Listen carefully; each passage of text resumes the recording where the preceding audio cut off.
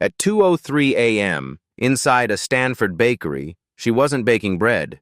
She was writing quantum code, in flour, on a forgotten brick wall. Nights in Palo Alto aren't usually cold, but in the basement bakery beneath Stanford's dorms, Sarah Hale still wore her frayed gray hoodie. The oven air was thick with sourdough, yeast, and a faint ash warmth. Every night, from 10 p.m. to 4 a.m., she baked for nearly 3,000 students. But at 2:03 a.m., when the last oven cooled and the floors above went still, Sarah began the most important part of her shift. She wiped her hands on her apron, pulled out a small plastic container of sifted flour, and stepped toward the back brick wall of the bakery. A place with no cameras, no eyes, no traffic. On the soot-streaked bricks, she could still see traces of the code she brushed out yesterday. She dipped a finger in the flour and began to draw. A spiral over a parabolic curve, then binary strings tucked between logical gates. It wasn't beautiful. It wasn't straight. But it had rhythm, like the whispered voice of a woman who had lost everything but her daughter and a brain no one had bothered to notice. This was the only place she could do math without being asked for a degree. She used to be a math prodigy in Idaho Falls. Then her mother had a stroke. Then she got pregnant at 17. Then school ended. No one waited for her. 17 years passed between two anchors, baking bread and studying cryptography from library cast-offs. She never called herself a genius, but alone in the dark, she repeated Shannon's theorem like a psalm. Information can be lost, but entropy never lies. She didn't know that tonight, for the first time in 17 years, someone was watching her write. Elliot Park, a senior in Stanford's quantum cryptography program, had stayed too late at the library and run out of coffee. He ducked into the bakery kitchen for hot water and caught a flicker of movement behind the oven door. There, standing with her back turned, was a woman tracing patterns onto the wall. Flour dust floated in the yellow light. It looked like she was composing a symphony, not with notes, but with vectors and logic symbols. He froze, didn't move. He recognized the structures, a non-periodic quantum cipher model, the same fringe idea that Professor Ward had dismissed in class as mathematically impractical. But this woman, she was building the counterproof. The next morning, Sarah scrubbed the wall clean, as she always did. She left nothing behind. But Elliot had taken photos. He printed them, brought them to Professor Ward's office. Ward gave them a quick glance, then frowned. "Another grad student playing games?" "No," Elliot said. "This came from a bakery worker in our dining hall." Ward looked again. It had been years since he saw entropy mapped by hand, and never in flour. He leaned back. "Find her. Bring her to me." "If she won't come," Ward added, "give her this question. I want to test her." That night, Sarah returned to the bakery. She didn't know she'd been seen, didn't know her diagrams were being circulated and studied. She wore the same hoodie, the same plastic clogs, still weighed out the sourdough by feel. But when 2:03 a.m. came, she found something taped to the oven door. If entropy is your starting point, how do you preserve information when qubit oscillations defy periodic locking? No signature, no greeting, just a question, but the right one. Sarah tightened her lips, dipped her fingers into flour, walked to the wall, and began to answer. No paper, no chalkboard, just flour, bricks, and the mind of a mother who had lost everything but her faith in numbers. When Elliot returned the next day, he was stunned. Sarah hadn't just answered. She had expanded the framework, introducing a new encoding mechanism unlike anything in his lectures. A phase drift locking protocol optimized for non-periodic qubit behavior. Elliot stared.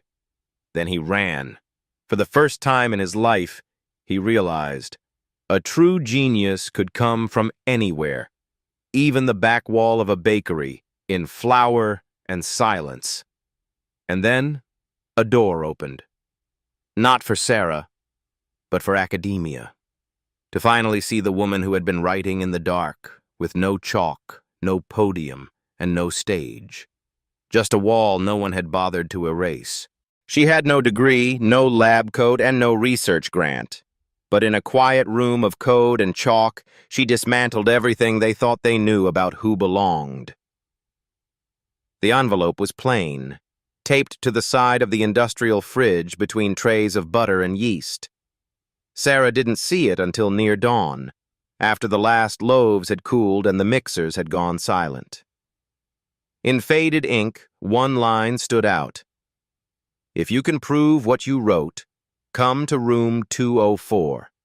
Engineering building, Thursday, midnight. She stared at it for a long time, her fingers still dusted with flour. Who had seen her? Who had understood enough to ask that question? Who left the envelope? And more dangerously, why? She took it home and placed it between her daughter's lunch money and her mother's prescriptions.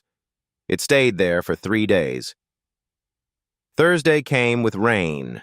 Sarah dropped off her daughter at school, did laundry at the shelter, changed her mother's IV. Then she returned to the bakery, punched in, tied her apron, and kneaded dough until her hands cramped. She told herself she wouldn't go, that it was foolish, that people like her didn't get summoned. They got discarded.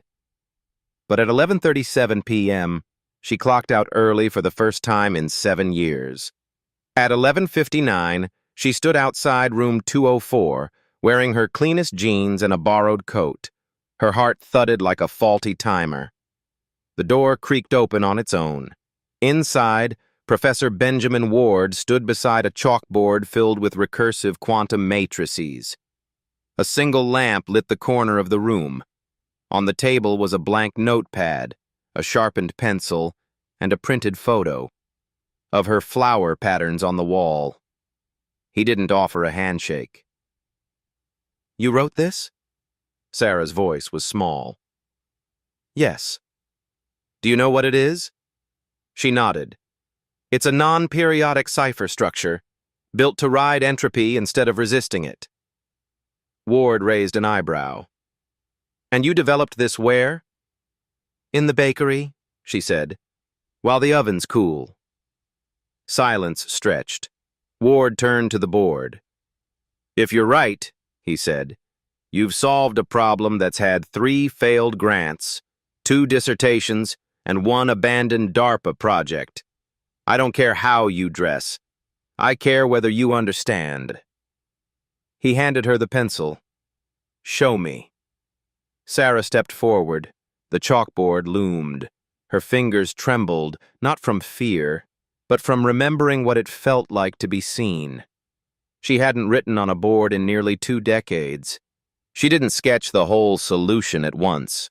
She wrote small, careful, precise.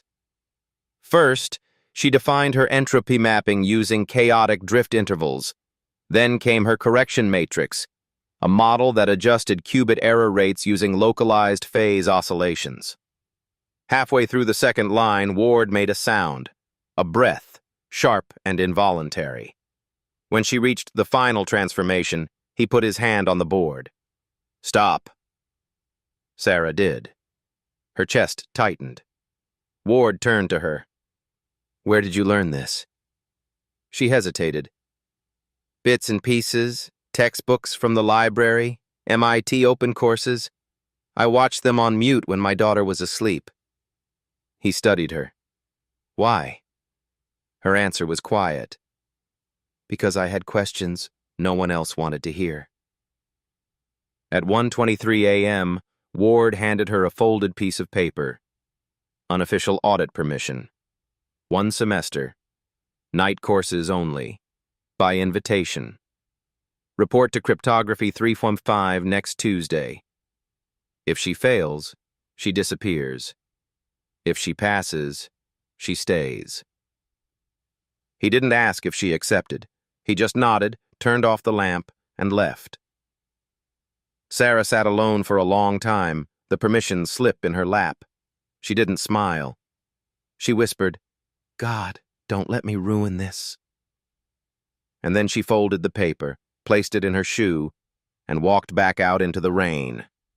Outside, behind a row of vending machines, someone else had been watching through the glass. Jason Lowell, junior researcher, graduate of Choate, heir to 2 tech founders and proud owner of 3 published papers. He lit a cigarette with shaking fingers. "She's just a baker," he muttered. "This school is losing its mind." He flicked the cigarette into the bushes and began to plan. When she walked into the classroom, no one held the door. By the time she walked out, the equation did. Cryptography 315 met in a windowless room 2 floors beneath the engineering quad, a bunker of equations and egos. The whiteboard stretched floor to ceiling, the chairs squeaked, and the air always smelled like static. Sarah arrived 5 minutes early, clutching a second-hand notebook and a ballpoint pen missing its cap. She wore her bakery uniform under a borrowed coat, the collar still dusted in flour. No one looked up when she entered. No one offered a seat. Jason Lowell was already there. He leaned against the back wall, eyes narrowing as Sarah passed. He made no move to hide his disdain. She was an intruder, and worse, an anomaly. The uncredentialed in a room of pedigrees. Ward entered at precisely 6 o'clock p.m., carrying nothing but a dry erase marker and a thermos of black coffee. He nodded once, then turned to the board and began writing. Problem set 1, phase predictive drift in non-periodic quantum channels. Sarah's breath hitched. The title was a variant of her own flower wall work. Ward didn't acknowledge her. He didn't need to. "Pairs," he said. 30 minutes. Solve section 3 if you want to impress me. Chairs scraped. Partnerships formed quickly. Jason with Tanya, Elliot with Niraj. Sarah sat still. No one turned toward her. After a beat, she began working alone. She didn't speak, didn't fidget. She wrote with quiet fury. Block letters, precise spacing, underlining terms like someone copying down lifelines. The problem demanded mapping phase drift onto a non-periodic matrix under entropy pressure. The others attacked it with tensors and simulations. Sarah rewrote the structure using nested Boolean ladders, an approach no one else had tried. Jason noticed. He nudged Tanya, whispered something. Tanya looked, blinked, then smirked. "Baker's solving the entropy problem," she murmured. Jason chuckled, just loud enough. Sarah didn't lift her head. At 6:31, Ward clapped once. "Time's up." Pairs raised their hands. Jason spoke first. He outlined their partial solution, heavy on terminology, light on actual drift correction. Ward nodded. "Incomplete. The model doesn't hold beyond 0.07 phase variance." Elliot's team followed. Their answer ran closer, 0.04 variance, but unstable on time recursion. Then, Ward looked at Sarah. "Miss Hale?" A few students snickered. Sarah stood slowly. She walked to the board, asked no permission, and began to write. Her model unfolded line by line, not in grand flourishes, but in steady progressions. She used compressed notation, stepped through inverse decay with minimal loss, and applied a nested keyframe that counterbalanced phase noise without brute force. It was elegant, unorthodox, and it worked. When she stepped back, Ward said nothing.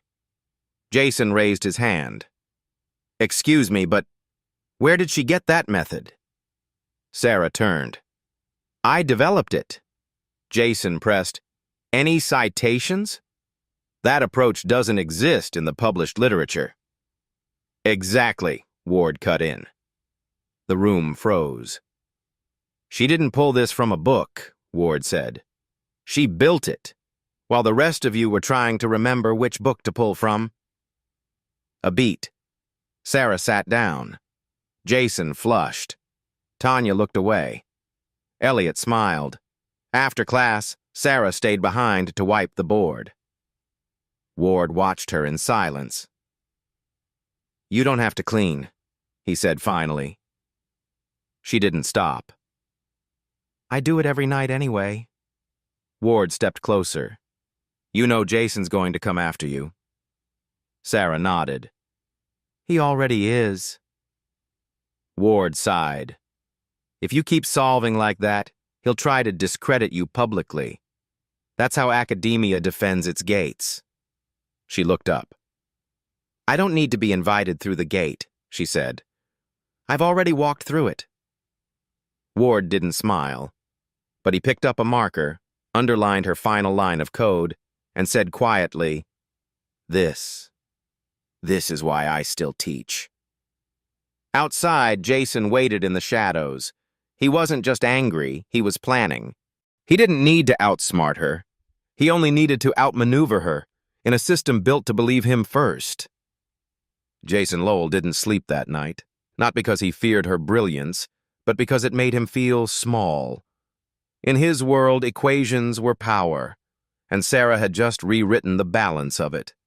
He paced his dorm, muttering formulas like prayers, until the sun rose and envy curdled into strategy. She had no degree, no credentials, no academic allies beyond Ward, and that was a thin thread. What she had was instinct, and what Jason had was the system. On Monday, a file appeared anonymously in the department's internal portal, a document labeled Drift Key Variations in Entropy Mapping, Hale 2023 Draft. It was filled with graphs, formulae, and language unmistakably similar to Sarah's model. A second file, also anonymous, flagged the first for review, citing unattributed similarity to unreviewed faculty research. The implication was quiet, insidious. She had stolen it. From someone. From somewhere. Enough to warrant investigation. Sarah was called to the Academic Ethics Committee on Thursday. She arrived in the same coat, hands clasped, face blank. No one told her who filed the complaint. No one had to. The committee was small. 3 faculty members, none from Ward's circle. The room smelled like old coffee and old suspicion. Professor Lin, the chair, cleared her throat. "Miss Hale, you are not under formal charges, but we are obligated to follow up on an allegation of uncredited replication. You may explain the origins of the model attributed to you." Sarah opened her notebook. Not a speech, not a plea, just pages, hand-drawn, time-stamped, some stained with grease and flour. She laid them out like breadcrumbs. "This is the first version. This one was done before I ever entered room 204. This one is from the night my mother had a seizure. I remember because I had to write the last matrix on a receipt." She didn't cry. She didn't even tremble. But she looked tired, not from guilt, from having to prove, again, that she belonged. Professor Lin said nothing for a long moment. Then, "We'll review. You may go." Sarah nodded, packed her papers, left without a word. Outside, Elliot stood waiting. "Was it him?" he asked. Sarah didn't answer. Elliot handed her a USB. "I pulled server logs. The upload came from a machine on the 3rd floor. Grad Lounge. Jason's ID logged in 10 minutes prior." Sarah took the USB. "You'll show Ward?" Elliot nodded. "I already did." Ward stormed into the department lounge that evening. Jason was there, surrounded by peers, sipping chai and basking in borrowed brilliance.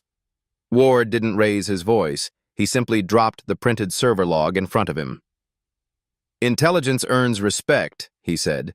Manipulation earns consequences. Jason laughed weakly. You can't prove intent. Maybe not, Ward replied. But your reputation just went under review, and unlike her, you had the system on your side. He turned, walked out. Jason stared down at the log. No one spoke. No one moved closer. Sarah didn't celebrate. She still worked her shift, still baked, still cleaned, still came home to homework and night meds and a daughter who only asked, "Did they believe you this time, Mom?" Sarah knelt, kissed her forehead. "No," she said, "but I brought proof." And in this world, that was louder than applause. It wasn't the accusation that broke her. It was knowing her daughter had asked if it would happen again. The hearing room was colder than she expected, not by temperature, but by tone. The chairs were metal, the table scratched and worn. One wall was lined with framed commendations for ethical leadership, as if the room were trying to convince itself it still cared. Sarah sat at the end of the table, hands folded. She wore the same coat, the same shoes, but in her lap, she held a notebook thick with diagrams, timestamps, and margin notes written in midnight handwriting. Professor Lin called the hearing to order. "Miss Hale, we are reconvening to formally assess the originality of your submission and the circumstances of the flagged file." No mention of who flagged it. No apology for the delay. Just protocol. Sarah stood. Her voice, when it came, was steady, but worn. "I've brought my work, my logs, and my version history. But I'm not here to plead for belief. I'm here to present fact." She laid out the notebook, pages curling at the edges, some yellowed with time. She described each line, when it was written, what night it was, what shift she worked. One page had a thumbprint of jam. Another had a smudge of ash. "This," she said, "was the night my daughter got bronchitis. I remember doing phase calibration between pharmacy runs." Professor Lin flipped through slowly. "We received a file from the internal portal. It was uploaded from Jason Lowell's credentials." Elliot's voice cut in. He had entered silently, without invitation. Ward followed close behind. Lin blinked. "This is a closed hearing." "Then open it," Ward said flatly. "Because what you're about to rule on isn't just a code base. It's a question of whether truth can survive systems built on assumptions." Ward handed over the server logs, the timestamps, the network ID. He didn't editorialize. Lin looked up. Her voice softened, just barely. "Miss Hale, is there anything you want to add?" Sarah paused.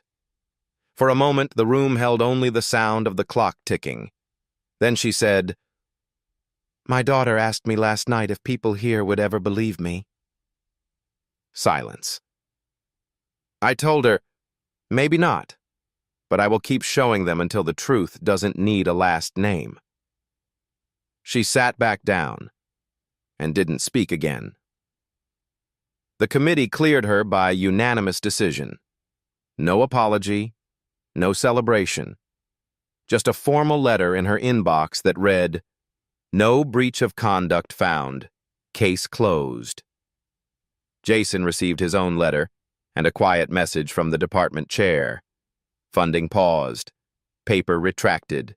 Teaching duties suspended. No expulsion, but the ceiling had cracked. He packed in silence. The same silence he'd once used to corner her. Sarah walked home under gray skies, her shift starting in 2 hours. She passed rows of students laughing in courtyards. She didn't hate them. She didn't envy them. But she had stopped pretending she was invisible. At home, her daughter met her at the door. "Did they believe you?" Sarah smiled. "No," she said, "but they had to listen." She unpacked her bag, removed the hearing transcript, and slid it into a shoebox already filled with recipes and code. Then she started chopping onions. Dinner still had to be made. She didn't raise her voice. She raised the standard, line by line on a whiteboard that would not forget her. The boardroom buzzed with muted tension. 2 weeks had passed since the hearing, but the echo of it still lingered in the halls, in glances that stayed a second too long, in whispers clipped just before she entered a room. Sarah didn't speak about it. She had no time for bitterness. Between baking shifts, doctor visits, and math homework with her daughter, she had only enough room left for one thing: work that mattered. So she worked. And in the quiet space between midnight and dawn, she began constructing something that did not yet exist. She called it Echolock, an entropy-compliant hybrid encryption model that could adapt midstream to phase distortion using recursive feedback without periodic recalibration. No more preloaded key cycles, no more brute force failures on quantum channels. It began as a sketch on the back of a utility bill, then became a stack of notes, then a code model, then a prototype.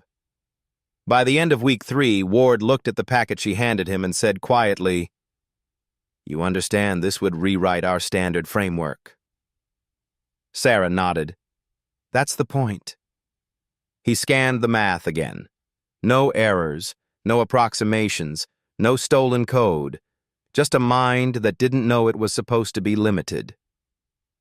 When she presented Echolock at the departmental colloquium, there were no cameras, no fanfare, just 3 professors, 1 postdoc, and 15 skeptical students. She wrote slowly, with chalk, on the same board where she'd once been accused of plagiarism. Jason wasn't there. His seat was empty. But Tanya was. So were others who'd once smirked. Sarah didn't address them. She addressed the math. She outlined the entropy compensation protocol, described the nested recursion buffers, proved the lock didn't drift past error threshold even under unstable spin states. Questions came, fast, clipped, some condescending, but she answered each, not with heat, with proof. By the end, the room was silent. Then Professor Yi, a man who hadn't spoken in 40 minutes, cleared his throat and said, "If this holds under simulation, it'll cut our data loss ratio by 1/3. Ward added, "And she did it without a lab, without funding, without access to classified systems." Sarah looked down at her notes, at the calluses on her hands. She didn't smile. She erased the board. That evening, the codebase was submitted to the Stanford cryptography repository under a new header: Echolock Protocol V1.0. Hale, S., unfunded researcher. Within 12 hours, it had been downloaded 76 times. By morning, MIT had requested a copy. At the bakery, no one said a word. Dough still needed folding. Loaves still needed scoring. But someone, no one said who, had taped a fresh piece of white paper on the brick wall where Sarah used to draw with flour. It read, "Not all fire burns the same. Some of it bakes bread. Some of it writes code." She stared at it for a long moment. Then she got back to work. He knew he couldn't beat her with math, so he used the oldest algorithm of power, sabotage. Jason Lowell had not vanished. He had simply recalculated. The academic suspension meant nothing in the long term. Not when his father's company still funded 2 of the department's servers and his godfather sat on the Stanford advisory board. He watched from the edges now, not out of shame, out of strategy. And when Echolock was published, when the department whispered her name like it had earned her, Jason began to write a new kind of proposal. It was elegant, a research opportunity, quietly circulated, a special invite-only program testing entropy-locked encryption at a DARPA-funded startup nearby. Anonymous submissions, welcome. No interviews. Code speaks louder than names. Sarah saw it tacked on the bulletin board by the supply closet. Elliot brought her a copy. "Looks real," he said. "Maybe your model could push it further." Sarah hesitated. Something in her gut tensed. But opportunity for someone like her didn't come with validation. It came in whispers. So she submitted. Not the full Echo Lock, just a derived module, trimmed, clean. 3 days later, an email arrived. "You've been selected. Please verify authorship of the attached prototype code and confirm participation." Sarah opened the file. It was hers. But not the trimmed version. It was the full, raw Echo Lock, with her notation stripped, her headers renamed, and a new metadata tag that read, "Prototype uploaded by Lowell, J." Her chest went cold. She ran to Ward's office. The door was ajar. He was already standing. "I know," he said. "How?" "Elliot saw the metadata change hours after you uploaded. We tracked the version diff. Jason cloned your draft, edited it, and submitted it first." Sarah sat down slowly. "So it looks like I copied him." Ward nodded. "And if we go public, it'll become your second plagiarism scandal." She closed her eyes. "I thought I'd escaped that game." "You didn't," Ward said gently. "You just changed the rules." And they noticed. That night she didn't sleep. She sat by her daughter's bedside, watching the gentle rise and fall of breath. In her lap, a notebook. In her hands, a pen. Not to prove, to document. She began writing the original Echo Lock, line by line with timestamps, annotations, personal flourishes, pages filled with marginalia, messy thoughts, dead ends. The history of a mind thinking aloud. Then she printed it, bound it, and mailed it to the Stanford Ethics Board, the DARPA contact, and 2 senior professors she trusted. No commentary, just the truth, preserved in ink. By morning, the invitation had been rescinded, but so had Jason's. An anonymous email was leaked to the student forum, a side-by-side diff of Sarah's logs and the proposal metadata. It went viral in 3 hours. Jason disappeared again. This time, there were no server grants to shield him. Sarah walked into the lab that afternoon, apron still dusted with flour. Ward looked up. "Why didn't you call me?" he asked. She shook her head. "I didn't need rescue. Just light." Ward smiled. Not wide, but real. "Then maybe," he said, "we're finally standing in the right room." She stopped asking to be heard. She started publishing so they'd have to listen. The department lounge was unusually quiet. Not the calm of peace. The hush before a tremor. Sarah sat at the edge, fingers smudged with graphite, typing with one hand and cross-referencing printouts with the other. Her notebook, the bound, time-stamped archive of her Echo Lock development, now sat in the Stanford Ethics Library under a preservation sleeve. She hadn't framed it. She'd published it. Ward called it a pre-defense archive. Elliot called it a shield. Sarah just called it breath. The department had scheduled her to speak at the next colloquium. This time, not as a footnote or a controversial invitee, but as the keynote. Topic: Recursive Trust and Entropic Parity in Quantum Mesh Frameworks. Jason wasn't the only threat. There were quieter ones now. Postdocs who smiled with tight mouths, administrators who said impressive like it was a diagnosis.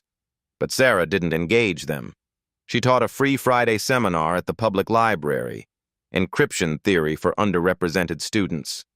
She answered questions from mailroom workers who watched her talk online and wrote letters in pencil. She sent handwritten thank yous to 3 professors who stood by her without applause. And at night, while her daughter slept, she wrote, "Not for glory, for record." When the colloquium began, the hall was full. Half came to see if the janitor would crumble under scrutiny. The other half came because last time she didn't. Sarah stepped to the board, no slides, no projector, just chalk. "Before we talk about recursion," she began, "let me tell you how bread rises." They blinked. "It begins with fermentation, growth you can't see. At first it looks like nothing, then something expands." She moved into the equation, slow, deliberate, building her proof the same way she once built loaves, from structure, through resistance, into rise. The board filled. The room held its breath. At one point, Tanya whispered to the student beside her, "She's using logarithmic decay curves to simulate trust modeling." By the end of the second board, someone in the back whispered, "She rewrote the foundation from scratch." Sarah turned. "That's what we do when old structures don't hold anymore. We bake new ones, stronger, slower, real." She dropped the chalk gently on the tray. The applause didn't start at once. It gathered. Then it rolled. That evening, an email arrived. Subject: Invitation to submit to the Journal of Applied Quantum Structures. Below it, a short note. "We've never published someone without formal credentialing, but your work teaches what credentials can't." She stared at the screen, then looked toward the bedroom, her daughter's nightlight blinking softly.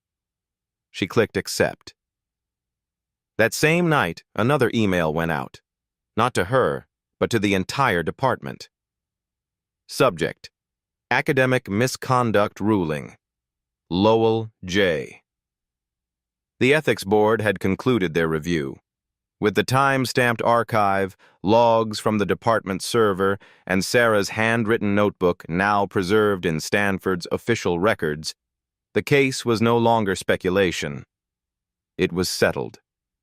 Jason Lowell had been found guilty of deliberate code appropriation and metadata tampering. Suspension. Degree revoked.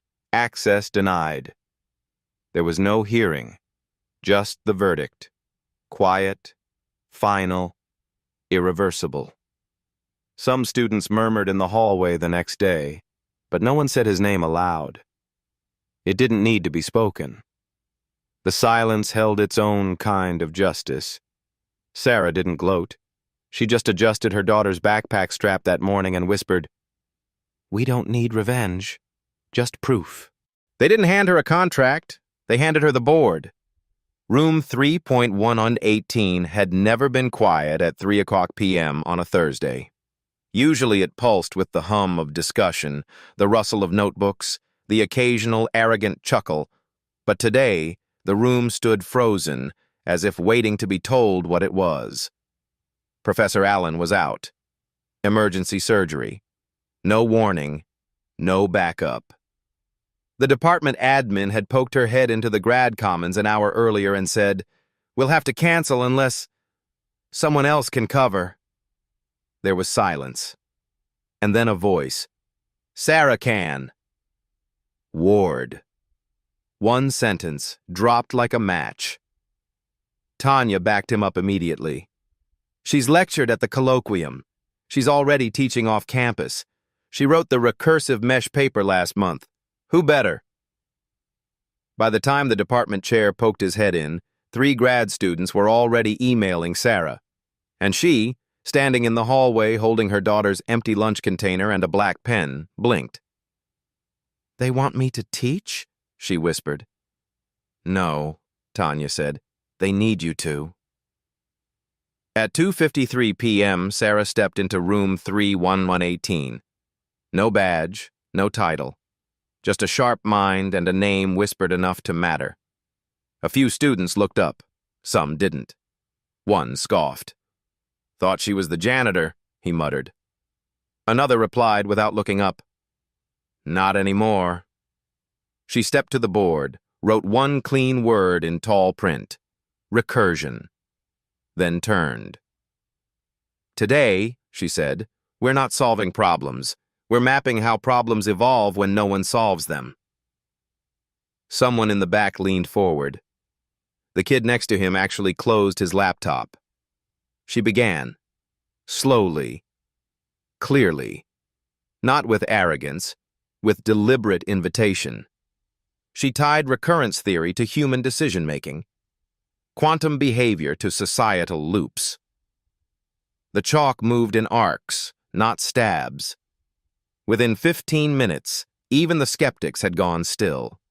By minute 30, they were writing notes faster than she could speak.